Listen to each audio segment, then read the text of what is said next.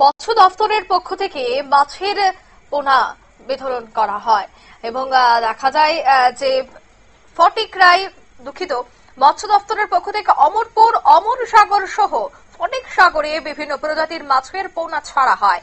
বৃহস্পতিবার সকালে এই মাছের পোনা ছাড়া অনুষ্ঠানে উপস্থিত ছিলেন বিধায়ক রঞ্জিত দাস, নগর চেয়ারম্যান বিকাশ সাহা, মৎস্য তত্ত্বাবধায়ক অন্যান্যরা।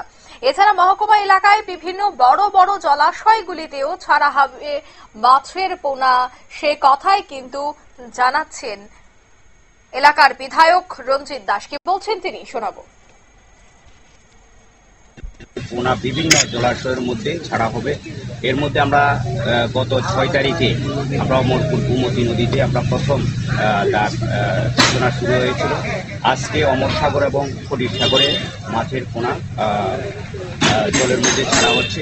আজকে আমাদের অমর সাগরে 1 লক্ষ মাছের পোনা ছাড়া হবে এবং ফিশারি দপ্তর থেকে আজকে ফটিক সাগরেও মাছের পোনা ছাড়া হচ্ছে। এছাড়া আমরা যেমন শান্তিকালী আশ্রমের জলাশয় এবং লালগিরি আশ্রম, তারপরে মালবাসা, নতুন বাজার, বড় বড় যে জলাশয়গুলো আছে সবগুলোতে মিলিয়ে এই 2,87,000 পোনা ছাড়া হবে ফিশারি দপ্তরের পক্ষ থেকে।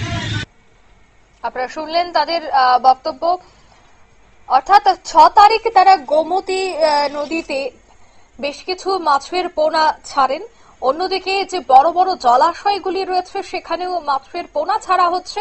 আজ দেখা গেল যে অমর সাগর সহ ফটিক সাগরেও বিভিন্ন প্রজাতির মাছের পোনা ছাড়া হচ্ছে এবং এখনো পর্যন্ত তারা জানাচ্ছেন যে 2,87,000 মাছের পোনা ছাড়া হবে।